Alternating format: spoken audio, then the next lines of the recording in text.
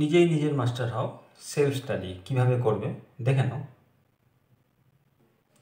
প্রথম কাজ, সিলেবাস দেখে নাও। তো সিলেবাসটা আগে দেখে নিই।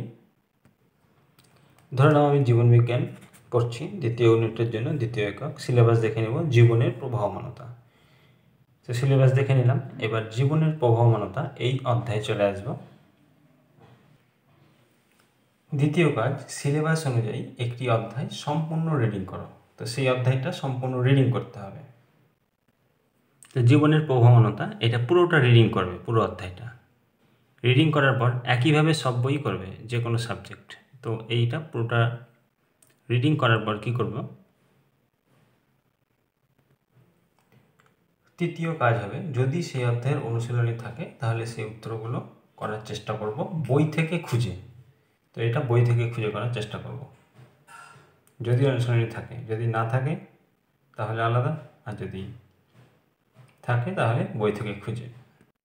এইভাবে এখানে যেমন প্রশ্ন আছে, জিন মূলত কোনটির অংশ। তো এটা দেখে নেব।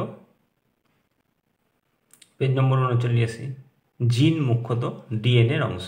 এইভাবে খুঁজে খুঁজে করবে। খুঁজে করলাম, সব প্রশ্ন কমপ্লিট হয়ে যাবে।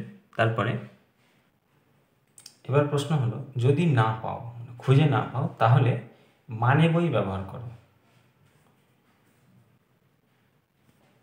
উত্তরগুলো যদি খুঁজে না পাও তাহলে মানে বইয়ে ব্যবহার করবে।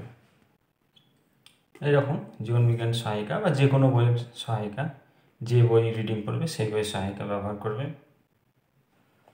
সহায়িকাতে উত্তরগুলো পেয়ে যাবে। এরপরে কি করবে,